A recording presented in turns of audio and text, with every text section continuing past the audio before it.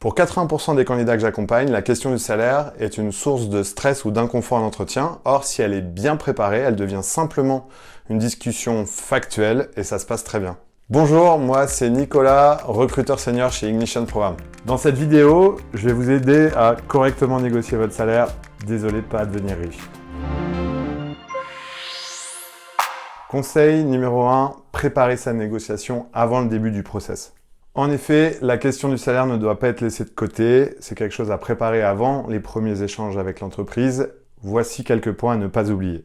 Préparez vos attentes salariales. Exprimez-les de façon réaliste dès les premiers échanges. Par exemple, à la fin du premier échange, n'hésitez pas à poser la question suivante. Je suis très motivé par le poste et j'ai envie de poursuivre le processus. N'ayant pas vu de salaire sur l'offre, quel est le salaire proposé tout simplement pour ce poste? Alors je vous rassure, normalement ce cas de figure devrait être de moins en moins fréquent puisque l'UE impose d'ici 2026 de mentionner le salaire dans chaque offre d'emploi.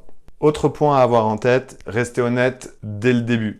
Trop de candidats parfois vont mentir sur le salaire, or certains salaires, via les grilles de salaire notamment, sont déjà connus des boîtes. Exemple des boîtes de conseil où en fonction de son grade, on est dans une certaine fourchette de salaire et je vous invite à ne pas les gonfler.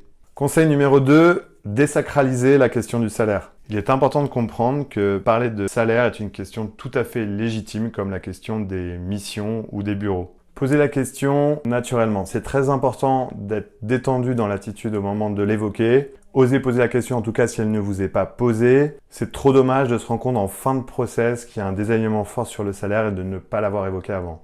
Conseil numéro 3, négocier l'offre avec tact. Prenez une grande inspiration, un peu de recul, n'adoptez pas une posture, c'est ça ou rien. Alors comment on fait ? D'abord, exprimez votre satisfaction. Vous pouvez remercier l'entreprise et leur dire que vous êtes prêt à les rejoindre. Cela place la conversation sous un angle positif. Expliquez pourquoi vous souhaitez négocier et pourquoi tout simplement vous ne pouvez pas accepter l'offre telle qu'elle. Soyez transparent et factuel, par exemple en partageant vos missions, compétences, salaire actuel ou peut-être le benchmark que vous pouvez avoir sur le marché.